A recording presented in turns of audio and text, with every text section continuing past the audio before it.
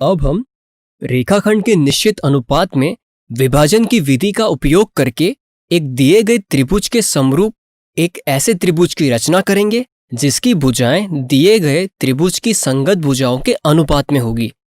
इसी अनुपात को हम स्केल गुणक कहते हैं। यानी रचना करने वाले त्रिभुज की भुजाओं तथा दिए गए त्रिभुज की संगत भुजाओं का अनुपात स्केल गुणक कहलाता है। स्केल गुणक के अनुसार दो स्थितियां संभव है। स्केल गुणक यहाँ पे a/b की फॉर्म में दिया गया है। यदि a b से छोटा हो, इसका अर्थ है कि जिस त्रिभुज की रचना करनी है वह दिए गए त्रिभुज से छोटा है। दूसरी स्थिति है यदि a b से बड़ा हो, अर्थात जिस त्रिभुज की रचना करनी है वह दिए गए त्रिभुज से बड़ा हो। एक दिए गए त्रिभुज ABC के समरूप एक ऐसे त्रिभुज की रचना कीजिए जिसकी भुजाएं दिए गए त्रिभुज की संगत भुजाओं के 3/4 हो, अर्थात स्केल गुणांक 3/4 हो। तो हमें एक त्रिभुज ABC दिया गया है। अब हमें एक दूसरे त्रिभुज की रचना कुछ इस प्रकार करनी है कि यह त्रिभुज ABC के समरूप हो और इसकी भुजाएं त्रिभुज ABC की संगत भुजाओं के 3/4 हो, अर्थात जिस त्रिभुज की रचना करनी है वह दिए गए त्रिभुज से छोटा हो। तो चलिए इसके लिए हम संरचना के चरण देखते हैं। तो सबसे पहले अनुमान से एक त्रिभुज ABC बनाइए। अब बिंदु B से एक किरण BP इस प्रकार खींचिए कि यह BC के साथ न्यून कोण बनाए और शीर्ष A के सम्मुख हो। अब जरा स्केल गुणक पर ध्यान दीजिए।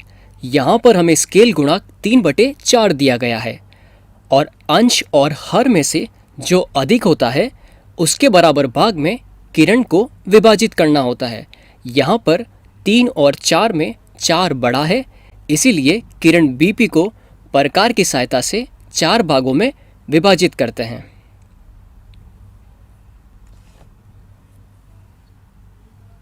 और इन बिंदुओं को नाम दीजिए B1, B2, B3, B4।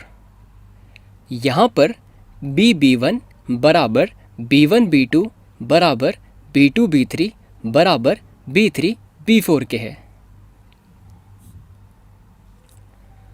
अब शीर्ष C से बिंदु B4 को मिलाइए।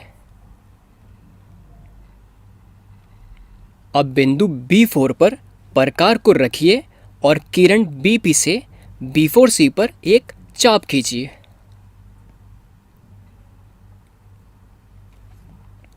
अब प्रकार का मुंह उतना ही खुला रखकर बिंदु B3 से एक चाप खींचिए।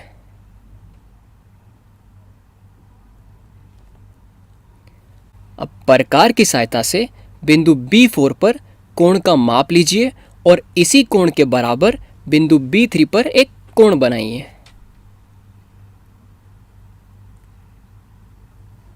अब बिंदु B3 से B4C के समांतर BC पर एक रेखा खींचिए जो BC को बिंदु C' पर प्रतिच्छेदित करती हो। इस तरह हम एक दी हुई रेखा के समांतर एक रेखा खींचते हैं। हम B3 या तीसरा बिंदु इसीलिए लेते हैं क्योंकि हमारे स्केल गुणक में अंश 3 है।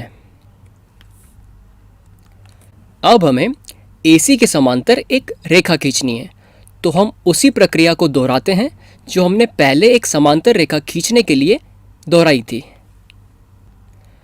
अब बिंदु C पर प्रकार को रखिए और BC से AC पर एक चाप खींचिए। अब प्रकार का मुंह उतना ही खुला रहने दें और C' से एक चाप खींचिए। अब प्रकार की सहायता से कोण C का माप लेते हैं और पिछले चाप के बराबर एक चाप कोण C' पर बनाते हैं।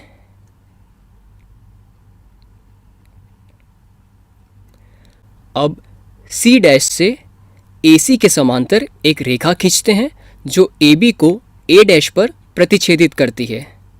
तो हम कह सकते हैं A', B, C' वांछित त्रिभुज है जो कि त्रिभुज ABC के समरूप है।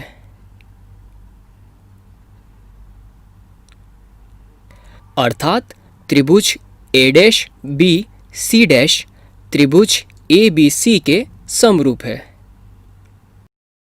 तो रचना से हमें प्राप्त हुआ बी सी डैश बटे C dash C equals to 3/1।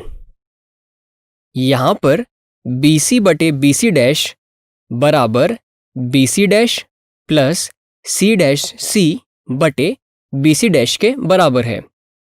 इसे हम हल करेंगे तो हम लिख सकते हैं 1 प्लस सी डैश सी बटे बी सी डैश, और हमें पता है सी डैश सी बटे B C dash equal to 1/3 है, तो हम लिख सकते हैं 1 प्लस 1/3। इसे हल करने पे हमें प्राप्त होगा 4/3, अर्थात बी सी डैश बटे बी सी इक्वल्स टू 3/4। और हमें दिया गया है सी ए सी डैश ए डैश के समांतर है, इसीलिए बीपीटी थ्योरम के द्वारा हम कह सकते हैं त्रिभुज ए डैश बी सी डैश त्रिभुज ए बी सी के समरूप है।